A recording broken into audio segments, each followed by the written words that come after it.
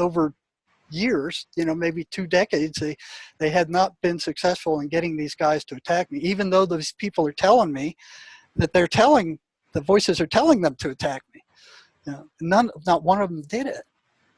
So then comes this guy I was working with for some 6 months. This guy was really intriguing because he would tell me everything he would say, and he would also tell me their reaction to what I would say. So it's like, okay, what do they think about that? So here they are telling him, what was it? It first came the dangerous. You know what you're doing is dangerous. And then they come in and he was saying, they were saying all kinds of bad things about me.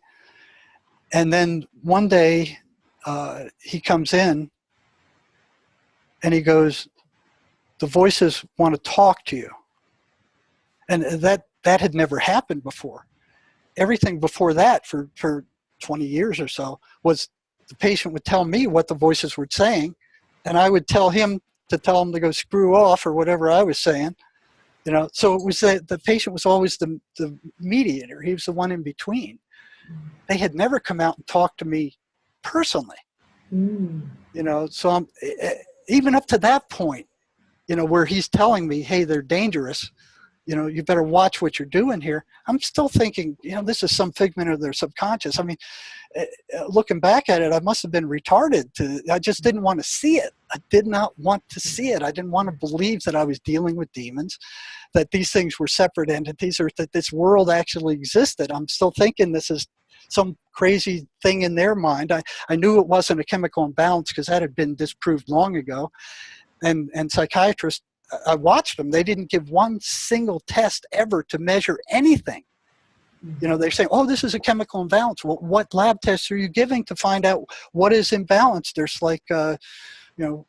23 or some different neurotransmitters in the brain, and they're giving no test to measure whatever they're supposed to be imbalanced. They don't even know what the balance of these neurotransmitters should be.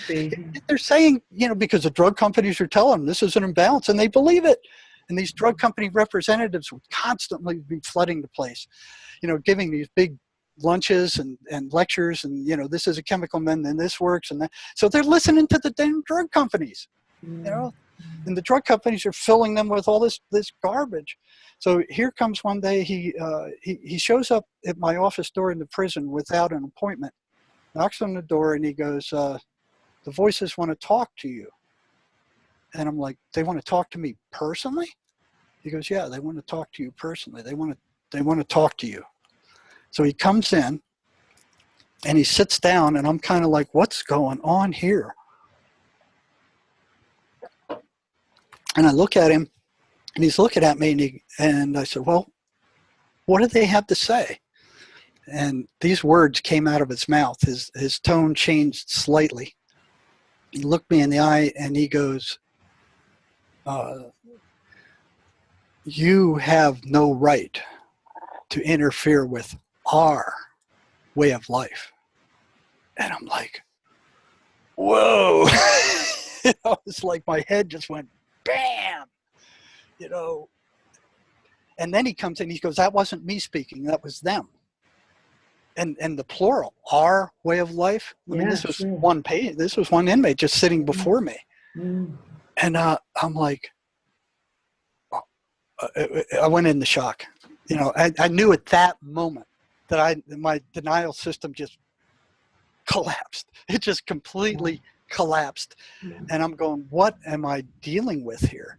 So he's told me that what I was doing was dangerous. They come out and tell me they don't much appreciate it, and it was kind of like an ominous thing, like back off. You have no right to be doing this. And I'm like, what do you mean I don't have a right to be doing this? I said something like, you're destroying these people. What do you mean I have no right to do this? And after that, it was like, okay, there was no doubt in my mind that this wasn't a hallucination. These things were entities. They were aware of me. they didn't like me, and they were warning me off. You know? But still, even at that point, I'm thinking, you know, screw them. You know, even if they are entities, they're stuck in this guy. They can't get me. The only thing I've noticed prior to that is that I feel drained somewhat after working with these guys for a while. So if that's the worst they can do to me, that's okay. You know, and I didn't stop.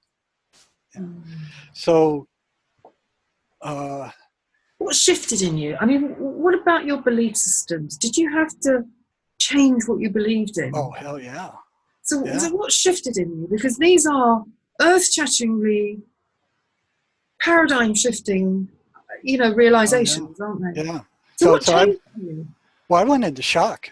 Yeah, You know, I went into shock. I've been there. It was like I shut my office and just kind of the rest of the day just sat there staring out the window like, what am I getting myself into? Where is this going? What are these things? But the only thing I'd felt up to that point is just being drained after working with these guys. I'd never experienced any other thing. You know, they would curse at me through the patient, and you know, these guys. See, it was a real interesting balance, because, you know, sometimes these voices would tell them to hurt me or somebody else, and if they went and did that, and administration saw that I was aware of it and I didn't lock these guys up, you know, because in the prison you have a whole lot more power than you do in the state hospital. I mean, you have a lot more control over what happens to these guys. So I could say, hey, this guy's dangerous. He needs to be locked up. He needs to be sent to the medical unit. He needs to be drugged up, you know, and they knew that. So I had to be very careful, because if they told me something, you know, that the voices were telling them, I had to kind of ferret out between them and in my own mind is how much of a threat are they, and do I need to actually step in and do something at this point, or can I just go on their word that they're not going to act on what they're being told? And what I had is an agreement with all these guys in my group that, you know, there might have been maybe 9 or 10 schizophrenics at any one time in that entire unit who would come and would tell me everything, and they would feel me out. You know, they would see if I can be trusted, and it was like walking on the razor's edge sometime. You know, because it's like, okay, how far can you let them go and trust them not to hurt or kill somebody or myself before I had to take action? And sometimes they would test me and they'd say, well, the voices are telling me this. And I'd say, well, can you keep that under control, or do you need help? And I had a special arrangement with them that, you know, this small group, if something happened where they felt they were losing it, they could come and tap on my window in my office, and I would get them in that same day if I possibly could. You know, so I was watching after them. And once that happened, it was like it just wore me out. But I didn't stop working with this guy, and he kept telling me, listen, they're getting more and more pissed off with you. And he was getting better and better. So one day I was reading a book by Miguel Ruiz. I forgot what it was. He's that South American shaman who was talking about these things as parasitic entities. Okay. So I brought that book into the prison, and I brought this one guy in whose voices came out and said, hey, you know, knock it back off. And I wanted to know what he thought about this page or two where Miguel Ruiz is talking about these things as dangerous energy parasites. I wanted his opinion. I'd do that all the time. I'd always ask him, what do you think about this? What do you think about that? What happens when this happens? I mean, it was constantly hitting him with questions like, how are they reacting to what we said here? How are they reacting to this information? How are they reacting to the rubber band snap when you snap your rubber band? You know, what are they doing now? What are they saying now? I mean, it was constant. It was like looking into this strange dimension and getting feedback from these people, and they're all saying the same thing. You know, it was all consistent, all these different schizophrenics are all telling me basically the same thing. So I brought him into my office, and I was curious about how the voices would react to their actually being told they were energy parasites and the patient hearing this. I mean, the patient already knew that they were draining them, but even though they were drained 1,000 times in the past, they could not make the link between being drained and the appearance of these voices. It was like they just couldn't make it. They couldn't see the link. They were blocked from seeing it. So, you know, when I pointed out that the voices would get nuts. So I brought this in just to see how they would react to it. And he sat down, closed the door, and I started reading him what Miguel Ruiz says about these things being energy parasites and sucking their energy. And he went into this kind of like zombie-like stare. And he's just staring at me. And I look up from the reading and I said, that's really odd. And I'm like, what is going on with this guy? And I started being a little concerned because they'd always put female guards in the medical unit where I worked. And if one of these guys attacked, you know, I was on my own virtually. You know, right. By the time anybody got there who could stop them except me, whatever was going to happen would have happened. Either they were going to kick the crap out of me, or I was going to kick the crap out of them, or we were going to kick the crap out of each other. But I started getting a little bit concerned because this guy's affect in his face just went flat. I mean, just went flat. And he's like staring at me like with this strange look and this strange affect. And as I continued to read a little bit more about these things being parasites, all of a sudden this electrical crackling exploded from behind my head. Wow. It just like an arc welder. It was like crack, crack, crack, crack, crack, and I'm like, what? And I look around, I don't see anything. And then it starts moving across the wall to the wall over to my right. And it didn't stop. And it crackled all the way up that wall at a 45-degree angle to the ceiling and on the other side of the office. And I'm like, what the hell's going on here? And I'm freaked out. I'm totally freaked out. I can hear this. I can't see anything. I can't smell anything. I can't feel anything.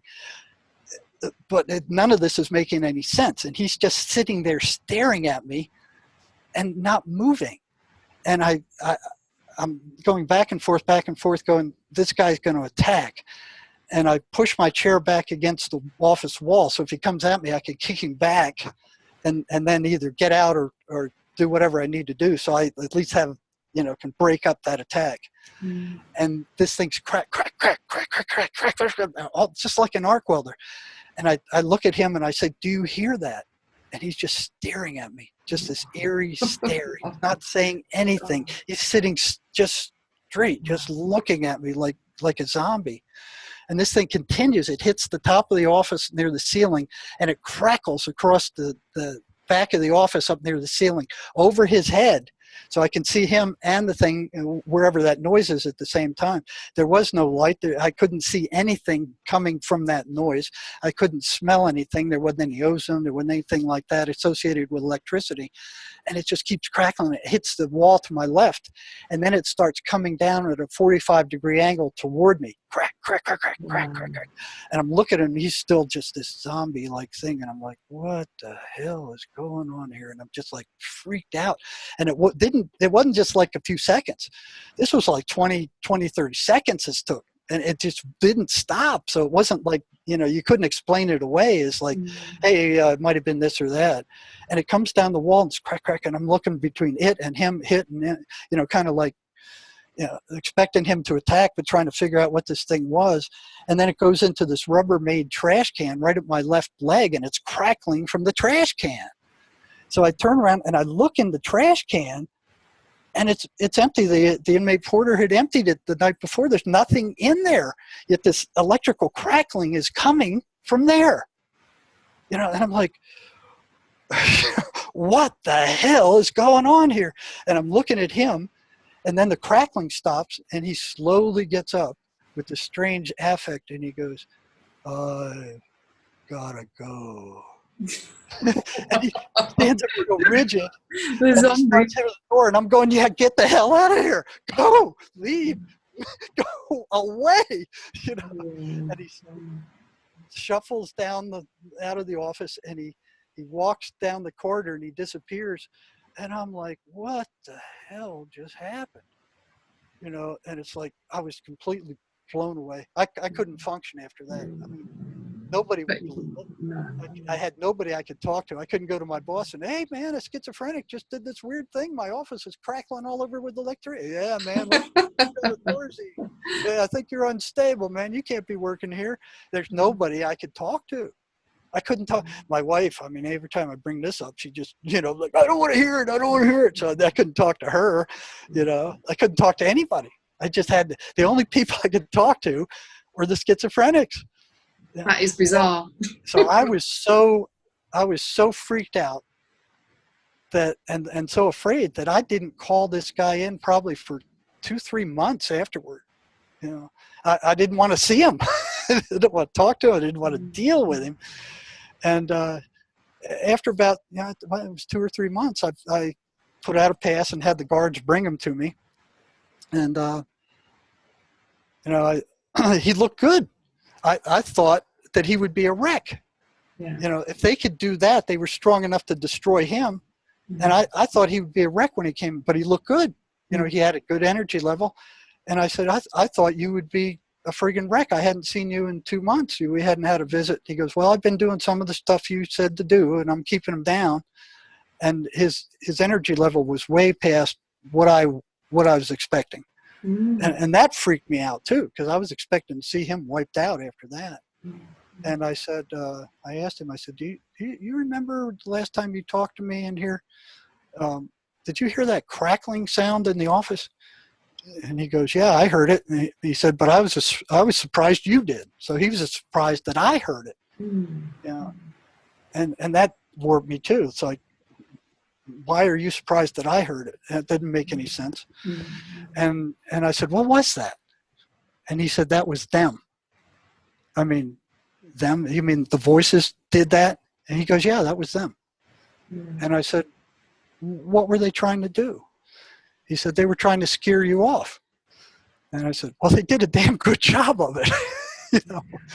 And I said, I asked him, "Well, just out of curiosity," I said, what, because I remember how he got up and he was like rigid when he went to leave the office. He was like a zombie. And I asked him, I said, "What was going through your head as you left my office?" And he said, "The voices were telling me to go get a shank, which is a homemade prison knife, and stick it in your belly." And I'm like, whoa. And I was thinking, well, I've worked with this guy for like 6-9 months now. He wouldn't do anything like that. I was completely confident, he would never do anything like that. So I asked him, I said, "Well, why didn't you do that?" And he turns around, he looks at me and he goes, "Because I couldn't find one. And nobody would give me one." Oh my God.